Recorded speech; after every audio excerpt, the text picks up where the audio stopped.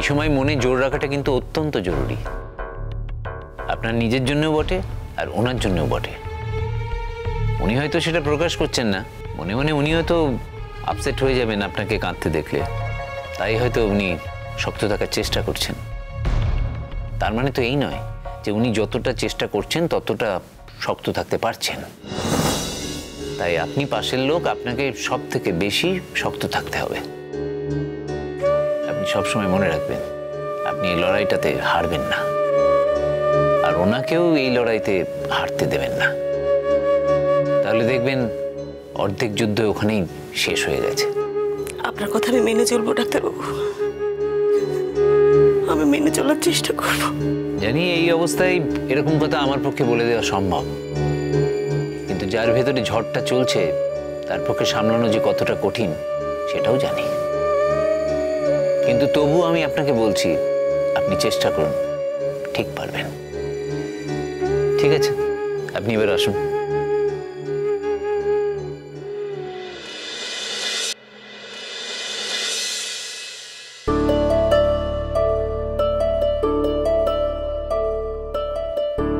বাবা,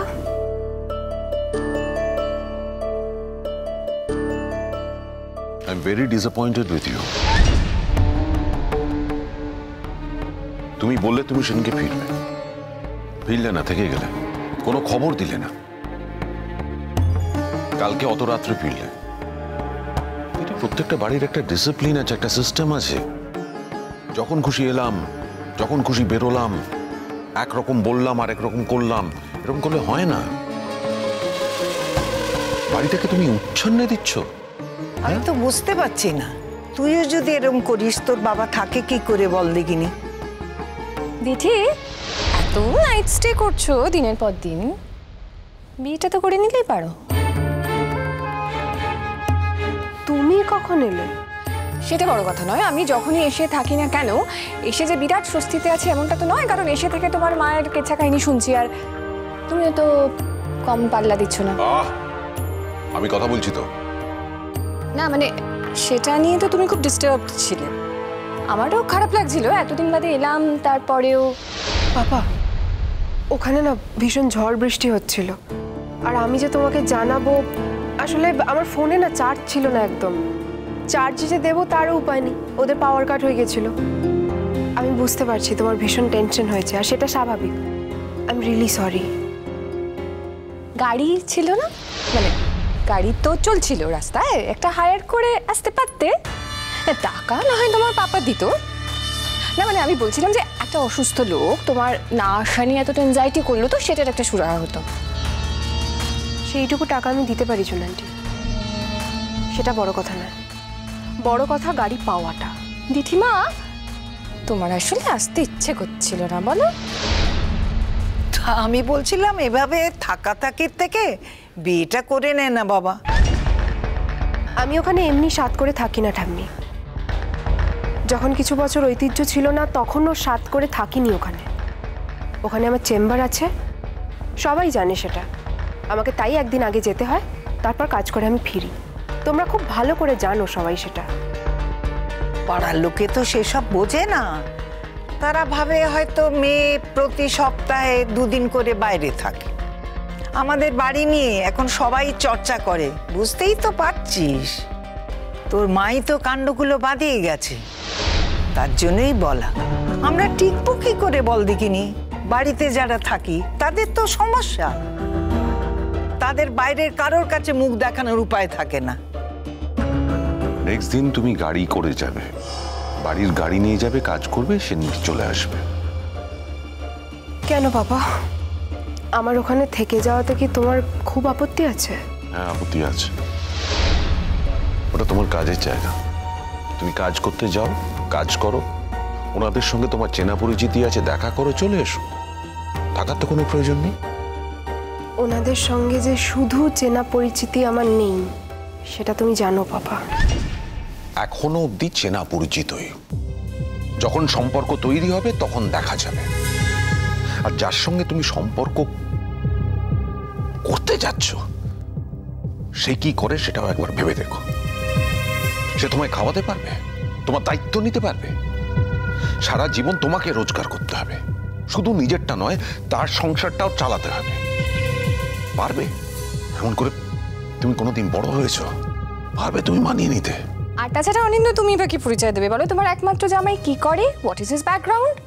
জেল খাটা আসামি। তুমি এই কথাগুলো বলছো জুনান্টি? কথাগুলো বলতে লজ্জা করছে না? আর আমার পাপা কি তার আগে থেকে এমন একজন মানুষের সাথে ঘর করছে না যে জেল খাটা আসামি? আরও একটা কথা, ও কিন্তু জেল খাটতে গিয়ে বেকসুর খালাস পেয়ে গেছিল। আরও কেন জেল খাটতে হয়েছিল ওকে, সেটাও তোমার খুব ভালো করে জানা। আমি এই সমস্ত পুরনো কথা আর তুলতে চাই না। তুমি যে কথাগুলো বলছো তাতে তো পুরনো কথাগুলোই উঠে আসছে। নতুন কথা আর কি বলবো বলো? নতুন কথা আর কি আছে? আমি এই বাড়িতে কোনো রকম কোনো অশান্তি চাইছি না। আমি অশান্তি করছি না বাবা, কিন্তু আমাকে যদি এইরকম কথাগুলো বলা হয় তাহলে আমি এটার উত্তর দেবই।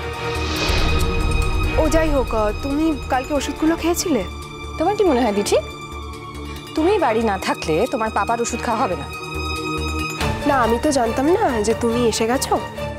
আর হ্যাঁ, পাপা সত্যিই নিজে থেকে মনে করে ওষুধ খায় না। আর ঠাম্মি তো কিছু বোঝেই না যে পাপাকে কখন কোন ওষুধটা দিতে হবে। যাই হোক পাপা, তোমার এখন একটা ওষুধ আছে, আমি বরং নিয়ে আসি ওষুধটা। তোমার সাত তাড়াতাড়ি ওষুধ দিতে কে বলেছিল? মেয়েটা আমাকে রোজ ওষুধ খাওয়ায়।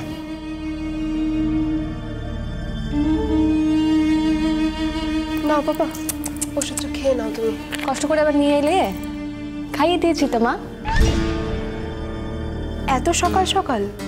হ্যাঁ, মানে তুমি আদৌ কবে আসবে, আদৌ আসবে কিনা, নাকি সকালে আসবে, বিকেলে আসবে, রাতে আসবে, এত তো আমাদের জানা ছিল না। আরে যাকে বাবা, একজন খাওয়ালেই তো হলো। পাপার মেডিসিনের দায়িত্ব কি এখন থেকে তাহলে তুমি নিচ্ছ? আমি যখন এ বাড়িতে ফিরে এসেছি আর তোমার পাপার দেওয়া একটা পরিচয় যখন আমার আছে, মিসেস চুন সেনগুপ্ত, তখন আমার স্বামীর দেখভাল আমি করবো, এটা অবভিয়াস। দেখভাল করার ইচ্ছে থাকলেই দেখভাল করা যায় না জুনান্টি। পাপার রেগুলার চেকআপের প্রয়োজন আছে, আর সেটা একজন ডাক্তার হিসেবে আমিই করতে পারবো।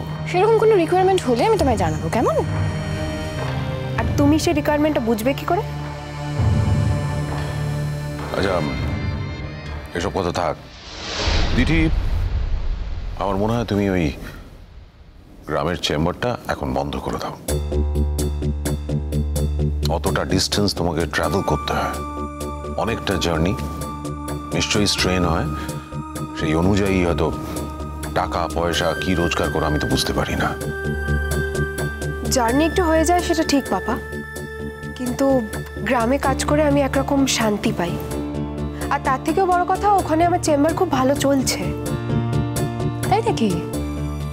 তা দিঠিমা, তুমি এখন অব্দি একটা গাড়ি কিনতে পারলে না কেন গো?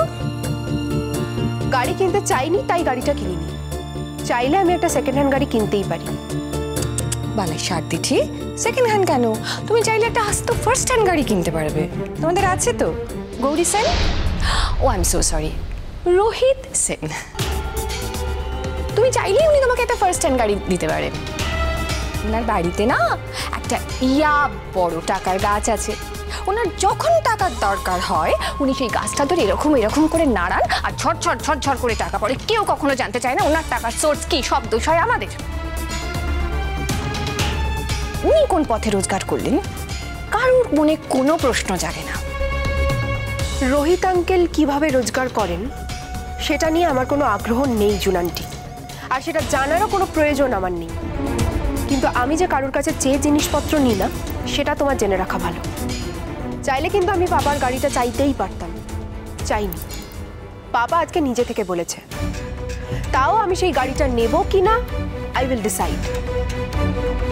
আরও একটা কথা, রোহিত আঙ্কেল কিন্তু ঐতিহ্যকে হেল্প করতে চেয়েছিলেন, আমি সেই প্রস্তাবটাও রিজেক্ট করেছি।